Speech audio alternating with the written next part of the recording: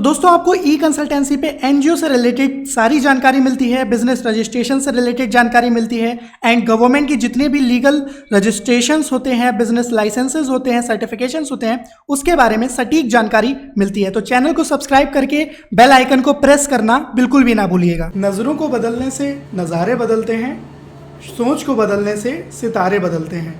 कश्तियाँ बदलने की ज़रूरत नहीं होती है, दिशाओं को बदलिए तो किनारे बदलते हैं। नमस्कार दोस्तों, कैसे हैं आप सब लोग? आप सभी का एक बार फिर से बहुत बहुत स्वागत है।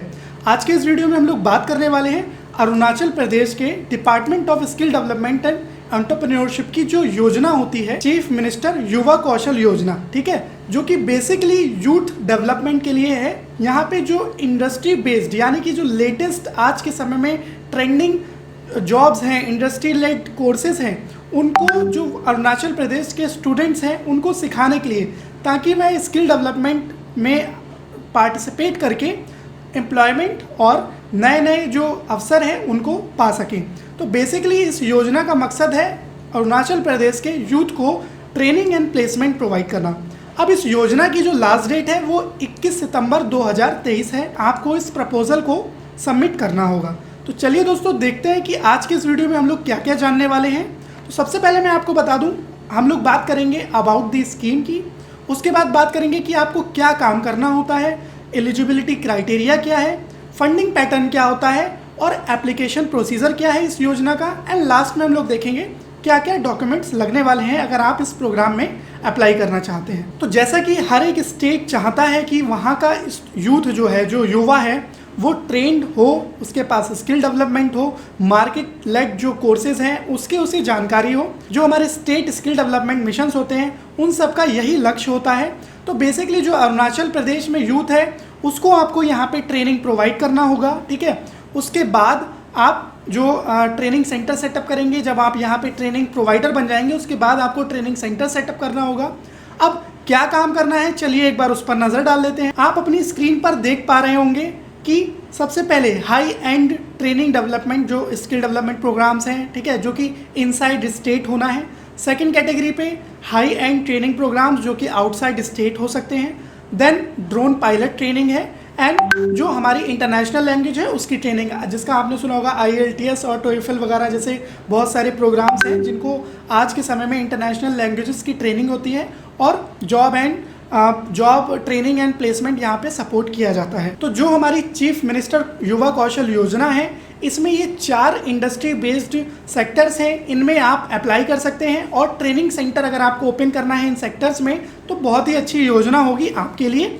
अगर आप अरुणाचल प्रदेश में अपनी कंपनी रन कर रहे हैं, फर्म चला रहे हैं या सोसाइटी, ट्रस्ट या कोई भी ऑर्गेनाइजेशन रन कर रहे हैं तो आप इस योजना में अप्लाई कर सकते हैं। या आप अदर स्टेट से हैं तो आपका वहाँ पे प्रेजेंस भी होना इम्पॉर्टेंट होगा। अब आपको मैं बता दूं कि जो एलिजिबिलिटी क्राइटेरिया है वो ये है कि अगर आपके पास एक फर्म है, पार्टनरशिप फर्म है, प्रोप्राइटरशिप फर्म है, प्राइवेट लिमिटेड कंपनी है, OPC है, LLP है, ट्रस्ट है, सोसाइटी है, सेक्शन 8 कंपनी है या प्राइवेट लिमिटेड कंपनी है तो आप एलिजिबल होंगे। बट मिनिमम 3 इयर्स ओल्ड होना ही चाहिए एंड आपका जो लास्ट 3 इयर्स में टर्नओवर है वो एनुअल एवरेज टर्नओवर 1 CR यानी कि हर साल 1 करोड़ प्लस होना चाहिए आपका टर्नओवर एंड एक पॉजिटिव नेटवर्थ आपने मेंटेन की हो, आप किसी भी डिपार्टमेंट से ब्लैक लिस्ट ना किए गए हो तो आप इस योजना में आवेदन करने के लिए एलिजिबल हो जाएंगे। चलिए अब एक बार नज़र डाल लेते हैं फंडिंग पैटर्न की ओर। तो आपको यहाँ पर 30-40-30 के रेशियो में आपका पे आउट मिलेगा, यानी कि 30% जब बच्चे को एनरोल कर लेंगे, 40% जब आप ट्रेनिंग कंप्लीट कर लेंगे एंड 30% जब उसका आप प्लेसमेंट करवा देंगे। अब यहाँ पे एक एग्जाम्पल के माध्यम से समझते हैं कि आपको कितना तक अमाउंट मिल सकता है।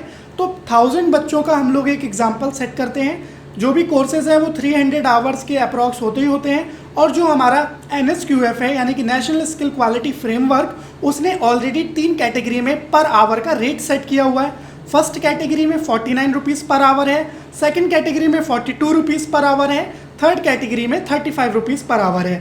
ज़्यादातर सिटीज़ 42 रुपीज़ की कैटेगरी में आती हैं। तो मैं आपको बता दूं कि अगर आप 1000 बच्चों का टारगेट लेते हैं, 1000 स्टूडेंट्स का टारगेट लेते हैं और 300 आवर प्लस का तो कोर्सेज है ही, तो 300 आवर को हम लोग यानी कि 300 आवर को चूज़ कर लेते हैं और मल्टीप्लाई कर देते हैं 42 से, तो आपका जो एवरेज कॉस्ट आएगा वो 1.26 CR आएगा, यानी कि 1,26,00,000 रुपए सिर्फ 1,000 बच्चों पे। अब आप इसको घटा और बढ़ा भी सकते हैं, आप अपने हिसाब से टारगेट्स डिपार्टमेंट से मांग सकते हैं। तो यहाँ पर ये तो हो गई इसकी कॉस्ट नॉर्म्स। तो एप्लीकेशन प्रोसीजर है इस प्रोजेक्ट का कंप्लीटली ऑफलाइन। आपका जो प्रोजेक्ट प्रपोजल है और डिपार्टमेंट की तरफ से जो फॉर्मेट्स एंड एनेक्सर्स प्रोवाइड किए हैं, आपको ऑफलाइन यानी कि बाय हैंड या बाय पोस्ट आपको सबमिट करना है 21 सितंबर 2023 से पहले। ओके, एंड 10,000 रुपीज़ का demand draft department of skill development and entrepreneurship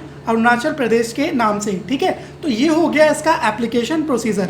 अब नज़र डाल लेते हैं कि क्या क्या डॉक्यूमेंट्स लगने वाले हैं। तो आपको मैं बता दूं, आपकी ऑर्गेनाइजेशन का registration certificate, bylaws, MOA, AOA, आपकी ऑर्गेनाइजेशन का पैन कार्ड, आपके लास्ट 3 इयर्स के ऑडिट रिपोर्ट, CS सर्टिफिकेट, आपके ऑर्गेनाइजेशन की बैंक डिटेल्स, ऑथराइज पर्सन की डिटेल्स, आपका पास्ट एक्सपीरियंस, जो भी सब है ये डॉक्यूमेंट्स आपको हार्ड कॉपी में सबमिट करना है डिपार्टमेंट में 21 से पहले।